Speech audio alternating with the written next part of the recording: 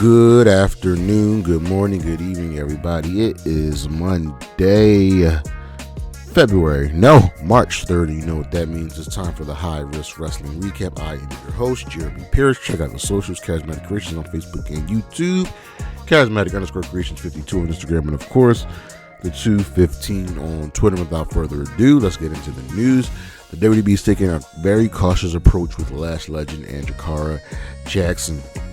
They are clearly, along with probably Fraxium, the next call-up from NXT, besides Roxanne Perez.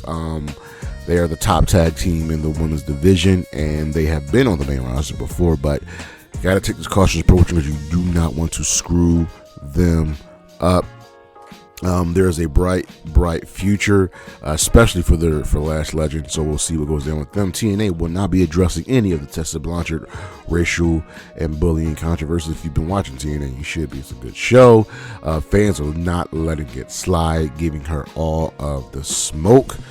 It's getting really, really tough out here, and they're just going to continue to move on and just let things play out. Morale has been sinking with the WWE employees as they face pay stagnation and loss of stock perks, while the heads at the top keep getting richer. Kind of, an amalgam of what we have today in America. The employees have lost out on the long-term incentive plan. It's only really for top executives and higher ups. Essentially, the rich are going to stay richer and keep screwing over the people working in the office, and WWE wants to talk about record-breaking profits, so on and so forth, because they keep the money for themselves. Fox has shot down any rumors of partnering with Vince McMahon for a wrestling company. This came out of nowhere. As you know, Fox lost SmackDown. Well, they didn't renew the contract with WWE for SmackDown, and there was a rumor that Vince McMahon was starting another wrestling company and it would be going to Fox, but Fox has immediately shot that down. Jazz, the wrestling legend that she is, has taken a backstage role in TNA. She's working with the younger wrestlers, helping them guide them, showing the importance of this business. It's a veteran, man. This is a veteran. Let her work.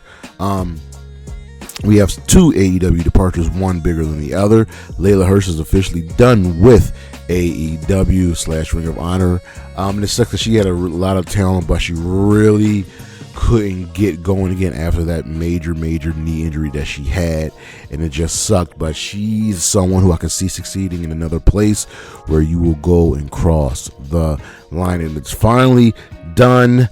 Rey Fenix is a free agent. He is no longer with TNA. AEW. WWE are making imminent plans for him and making assumptions that he will be coming over. We saw with the rollout with Penta. The rollout for Phoenix would be just as good. On the injury side of things, Julia is injured, and she has a title versus title matchup going down at Showdown at Roadblock, when she takes on Stephanie Vaquer. Now, she really hasn't had a break since helping get Marigold off the ground, so we'll see how things go with her. And WWE NXT star was injured at the Evolve tapings. That would be none other than Dani Luna. She got hurt at the Evolve tapings, and she just got back from an injury. So we'll see how things go with her. I know they really, really like her. And lastly, Bo Dallas has been cleared for an in-ring return, and that means one thing: the Wyatts will be coming back to TV. But that's the news. We'll be right back with the weekend review.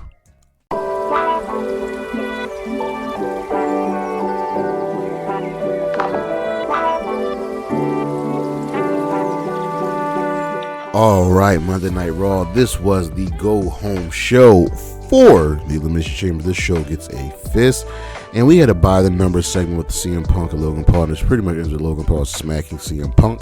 Looked good, felt good. They really didn't say anything new or different. We've heard the insults thrown at each other before. Ludwig Kaiser defeated Penta and Pete Dunne. He stole the W here. Looks like Pete Dunne is probably done with this feud, where we can transition to Penta and Ludwig Kaiser.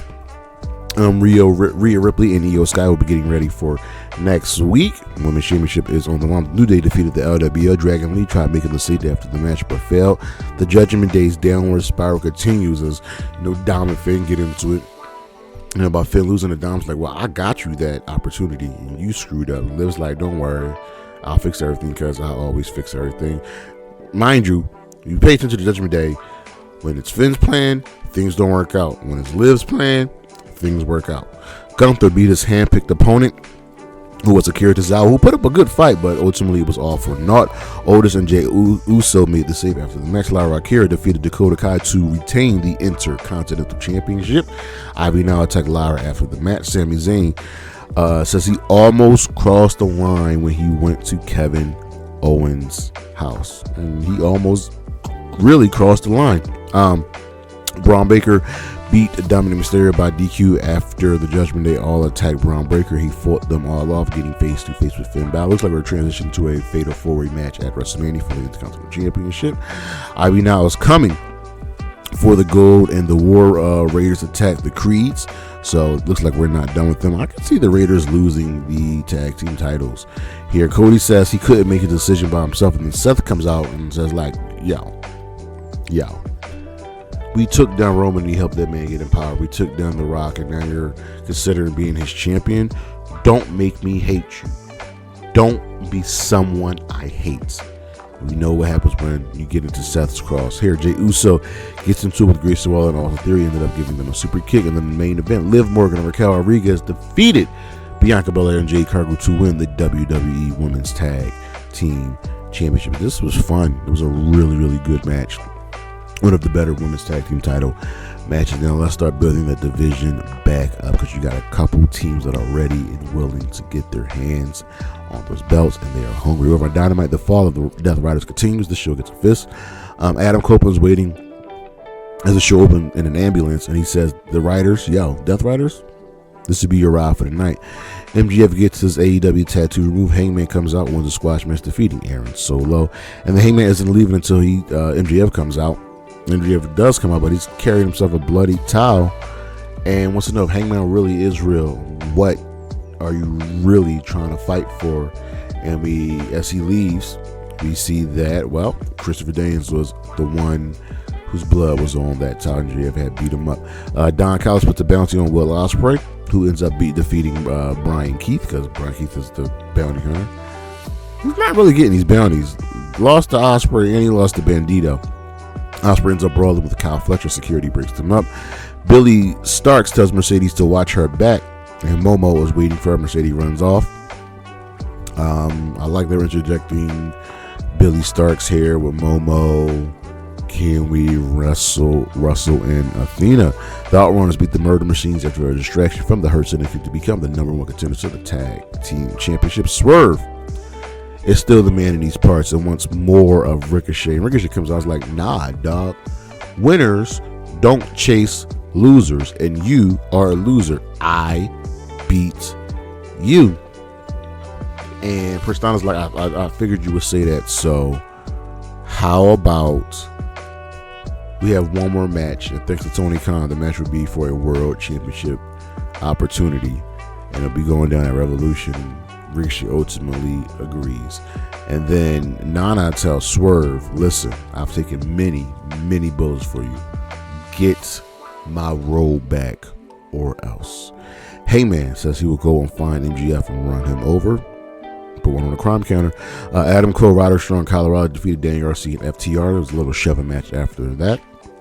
But we got the respective matches going down on Collision that past Saturday. Copeland and Willow end up taking out Marina Shafir and Claudio, as Copeland gives Claudio a concerto, and then Wheeler Yuta accidentally gives Marina the Psycho knee. And as you know, Copeland is thinking about giving her a concerto.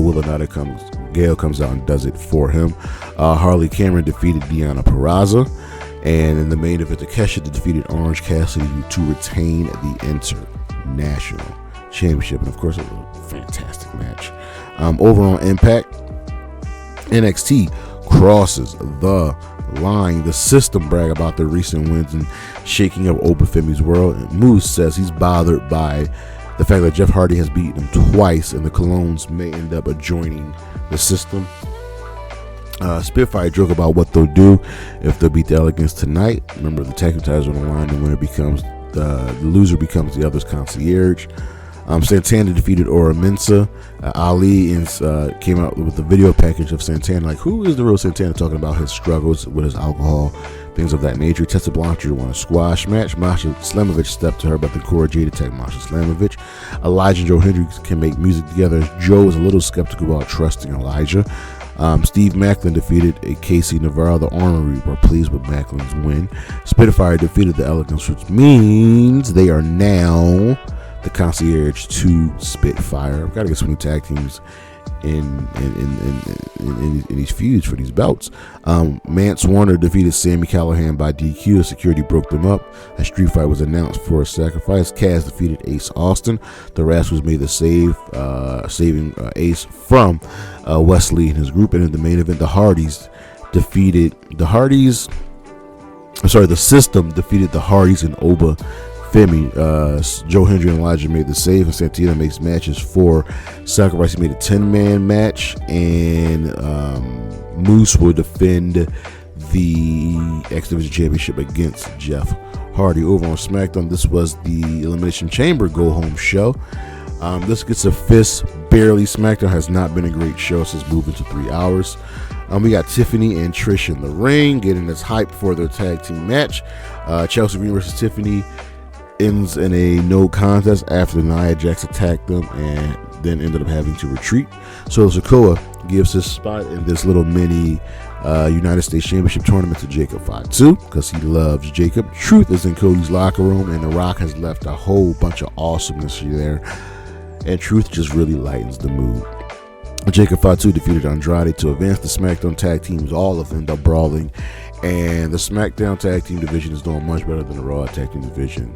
DIY, Pretty Deadly, Los Garzas, the Street Profits. I feel like I'm missing a team, and we're just really putting in some great work right now. This has all been a catalyst due to the Street Profits. Drew McIntyre tells Cody that, well, The Rock's going to find out that you already sold your soul.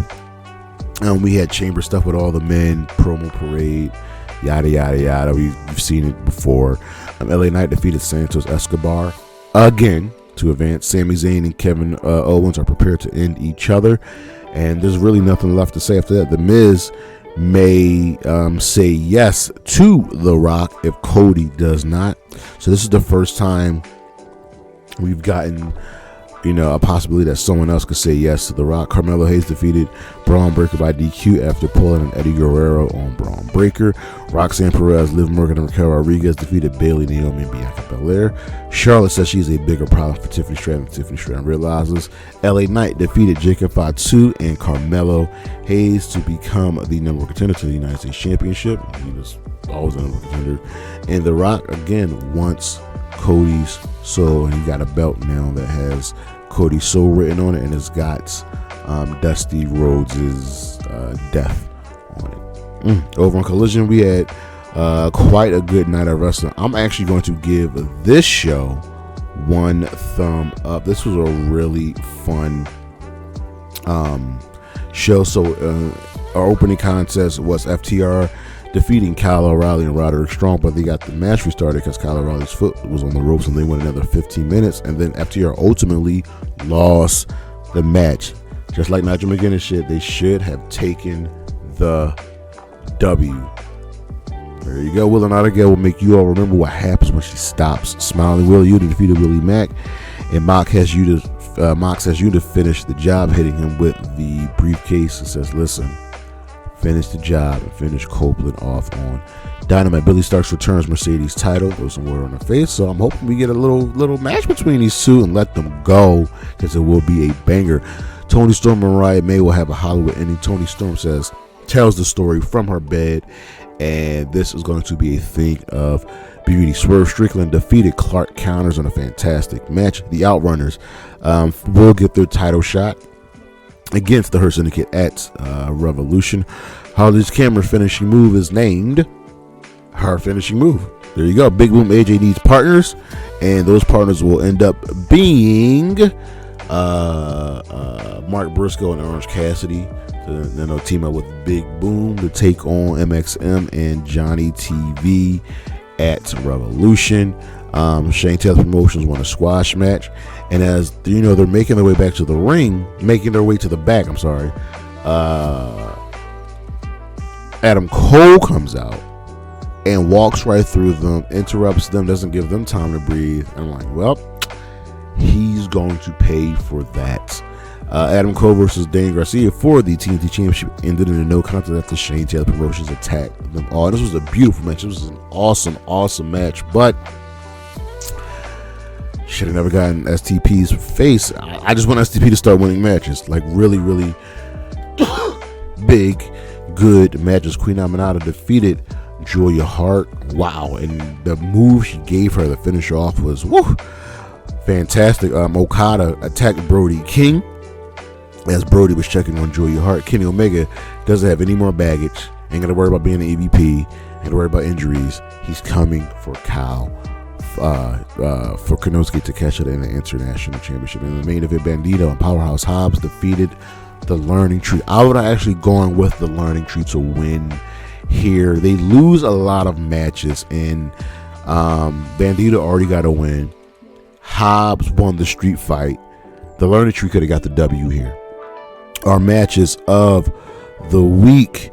From Raw, the Women's Tag Team Championship matches, Liv Morgan and Raquel Rodriguez versus Naomi and Bianca Belair. From NXT, Stephanie Vaquer versus Karmen Petrovic for the NXT North American Championship. From Dynamite, Konosuke Takeshita versus Orange Cassidy for the International Championship. From Collision, FTR versus Kyle O'Reilly and Roderick Strong, and Daniel Garcia versus Adam Cole for the TNT Championship. From the Elimination Chamber, Kevin Owens versus Sami Zayn, that unsanctioned match, and of course the men's chamber match. The women's match barely missed out. It barely missed out, but that was a good week of wrestling. The star of the week, ladies and gentlemen, it is not Liv Morgan, it is not Bianca Belair, it is not Jade Cargill, it is John Cena, and you all know why. It's John Cena. It's John Cena.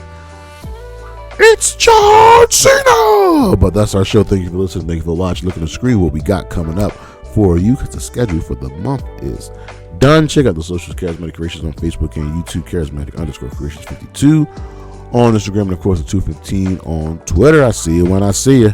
Peace.